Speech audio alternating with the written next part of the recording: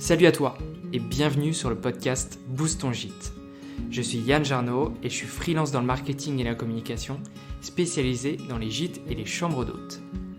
Mon but est de te partager ici ou ailleurs, avec des invités ou sans invités, mes connaissances pour booster ton gîte.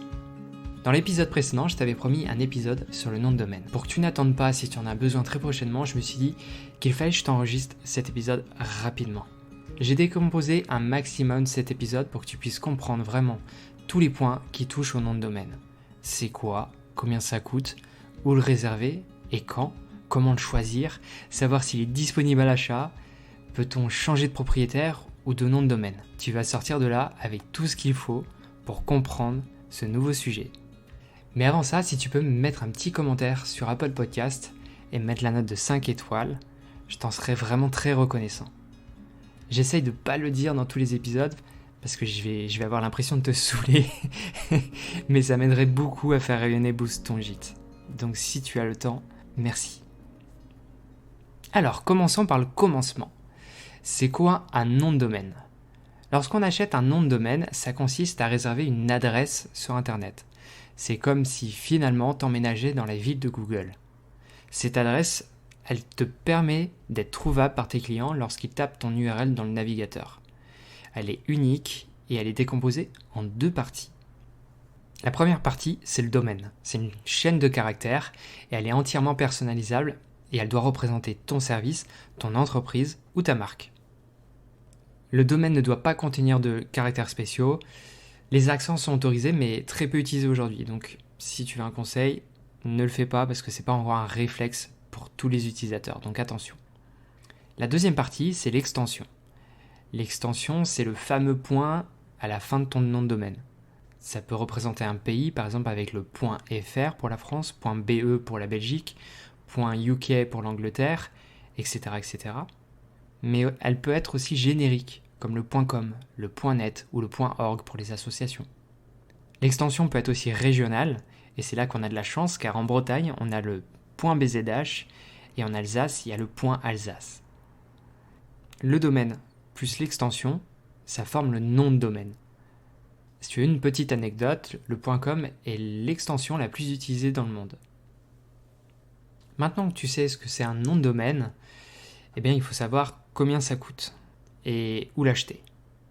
Le coût est tout d'abord calculé à l'année et il varie en fonction de l'extension et du vendeur.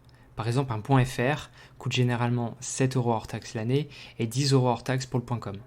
Il y a généralement des prix plus élevés si tu passes par une agence ou un freelance, parce que certains achètent le nom de domaine et te le louent. Donc finalement, tu n'es pas le propriétaire de ce nom de domaine-là, c'est dans un contrat et il faut bien tout lire. De mon côté, je ne le fais pas, je préfère que mes clients soient les propriétaires de leur nom de domaine. Tout d'abord parce que ça va coûter moins cher pour eux. Ensuite parce qu'ils vont vraiment être propriétaires de leur marque et je trouve ça très important. Mais aussi parce que du coup ça me fait des charges en moins de facturation, du travail de relance en moins, etc., etc. Donc moi je m'y retrouve, il y en a d'autres qui préfèrent le mettre dans leur service, mais c'est pas mon délire. Je préfère que le client soit propriétaire intégral de sa marque. Bonne nouvelle pour toi, si tu prends ton hébergement web avec ton nom de domaine, il est souvent offert pour la première année. Donc la deuxième année, tu vas payer ton nom de domaine plus le serveur. Si tu veux un petit tutoriel pour réserver ton nom de domaine, j'ai sorti une vidéo YouTube à ce sujet. En même temps que l'épisode, tu la retrouveras en description ou alors directement sur la chaîne YouTube Boost ton gîte. Donc maintenant que tu sais le prix sur la plateforme où réserver, on va réfléchir à quand réserver son nom de domaine. Eh bien, tu sais quoi, il n'y a pas spécialement de date à respecter pour le réserver. Il faut juste, selon moi, le réserver le plus tôt possible. Dès que tu as des pistes pour le nom de ton gîte ou de ta chambre d'hôte, n'hésite pas à le bloquer. Pourquoi le bloquer rapidement ? Car probablement que tu n'es pas le ou la seule à avoir eu l'idée de ce nom. Du coup, quelqu'un pourrait le réserver avant toi. Avoue que ça serait quand même fâcheux de nommer ton gîte, de commencer à en parler autour de toi, ou même de commencer ton activité pour que finalement, tu ne puisses pas avoir le nom de domaine correspondant au nom de ton gîte. Il faudra alors te creuser la tête pour trouver un nom de domaine différent, mais qui reflète quand même ton identité et qui ne soit pas en concurrence avec un site internet déjà en ligne. Bref, la grosse galère. Sache que nous les marketeurs, nous avons une ribambelle de noms de domaine déjà réservés. Pour ma part, dès que j'ai une nouvelle idée de projet porteur ou d'un nom de domaine qui me pourrait m'être utile plus tard, je l'achète. Aussi simple que ça. C'est un investissement, c'est sûr, mais c'est honnêtement une tranquillité d'esprit. Un concurrent pourrait très bien réserver ton nom de domaine dès que tu commenceras à en parler autour de toi. Tout ça pour te bloquer. Alors juridiquement, c'est défendable. Le nom de domaine, c'est ta marque, donc techniquement, tu peux la défendre. Mais voilà, il faudra que tu lances une procédure, c'est long, ça va sans doute coûter de l'argent, et ça coûtera plus cher que de réserver un nom de domaine. Comment trouver ou choisir un bon nom de domaine ? Par le passé, le nom de domaine influençait sur le référencement du site, ou du moins on l'a supposé. Aujourd'hui, Google s'intéresse plus au contenu des sites qu'à leur nom.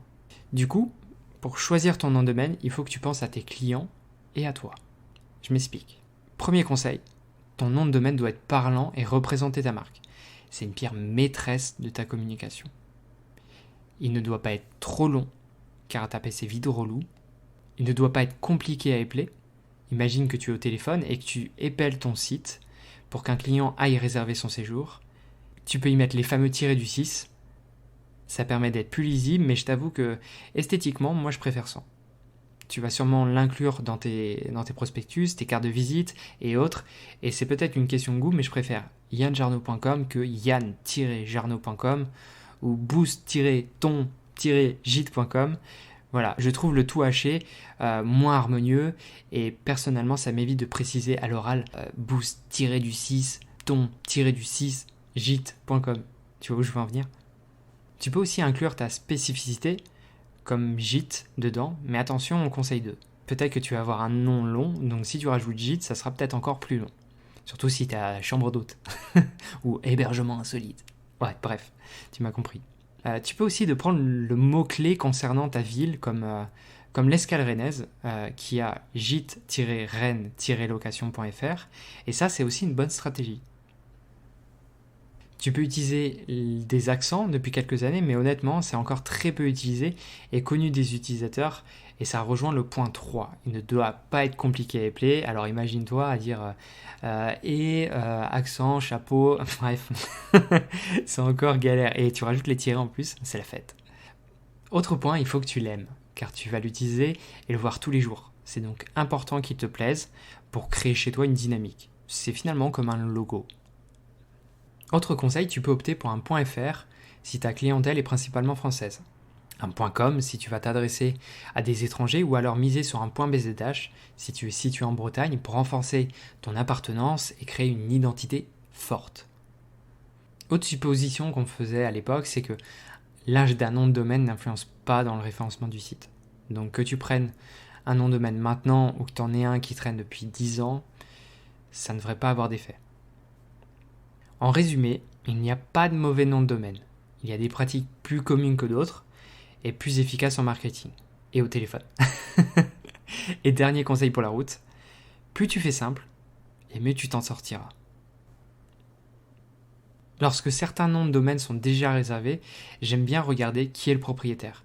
Ce n'est pas toujours possible, car il y a certains hébergeurs qui te permettent de protéger ce genre d'informations, mais si tu es curieux, voici un site qui te permet d'enquêter.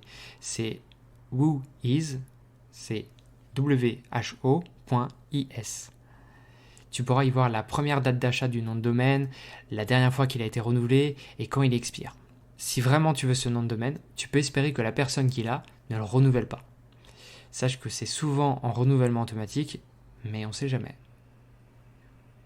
Et si ton nom de domaine appartient à un ancien prestataire ?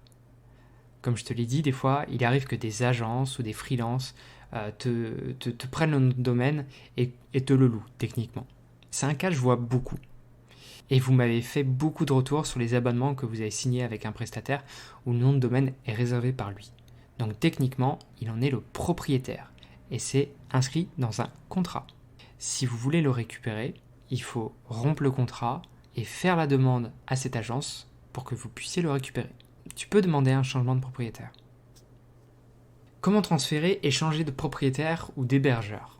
Pour ça, il faut contacter le propriétaire actuel et lui demander de faire une demande de changement de propriétaire. C'est un peu comme s'il te cédait les droits techniquement, et il faut à ce moment faire une demande via ton propre hébergeur pour que toutes les informations te parviennent. Si le propriétaire est réactif, le changement peut être fait rapidement en quelques jours seulement. Vis-à-vis de ça, j'ai une petite histoire à te raconter. L'année dernière, un restaurateur m'avait contacté pour refaire son site. Son site était hébergé chez un prestataire, avec type d'abonnement, etc. Et finalement, le nom de domaine ne lui appartenait pas. Donc je lui ai dit, il faudrait contacter cette personne-là, rompre le contrat et récupérer les droits. Dans ma tête, je pensais tout d'abord qu'il allait attendre mon top départ, mon feu vert pour faire cette demande-là. Et il n'a pas attendu, il a lu mon mail qui disait qu'il faudrait le faire et il l'a fait directement. Une question qui revient souvent, c'est peut-on changer de nom de domaine ? Alors oui, c'est possible de changer de nom de domaine. Il n'y a rien de figé. Et pour que mes explications soient bien claires, voici un exemple. J'ai un nom de domaine qui s'appelle anciendomaine.fr et un nouveau qui s'appelle, vas-y devine, nouveaudomaine.fr. Si le site est maintenant sur lenouveaudomaine.fr, il est tout à fait possible de rediriger les utilisateurs lorsqu'ils iront taper anciendomaine.fr vers le nouveau. Et cette manipulation de redirection, elle est très importante. Car si tu utilisais cet ancien domaine depuis longtemps, peut-être que tu es référencé sur beaucoup de sites, peut-être que ta carte de visite, elle traîne quelque part, peut-être que ton adresse mail, elle est différente. Bref, il y a beaucoup de raisons de faire attention. D'un point de vue référencement, ça peut cependant être un challenge. Si l'ancien domaine était bien référencé, il faudra s'assurer que Google comprenne bien le changement et que sa mise à jour ne soit pas trop brutale. Voilà, maintenant tu sais tout.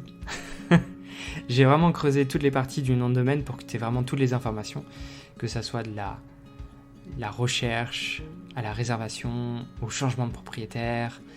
C'est un sujet important puisque c'est souvent le début de l'aventure de ton site internet, donc très content d'avoir pu te partager tout ça. N'oublie pas, tu peux retrouver sur la chaîne YouTube du podcast un petit tuto pour t'aider à réserver ton nom de domaine sur la plateforme OVH. J'espère avoir répondu à tes questions sur ce sujet. N'hésite pas à m'en poser d'autres sur l'Instagram du podcast ou alors sur le mien. Et je te donne rendez-vous, non pas la semaine prochaine, mais le 11 avril, pour un épisode avec un ou une invitée, je n'en dirai pas plus, pour aborder un nouveau sujet et surtout pour continuer à booster ton gîte.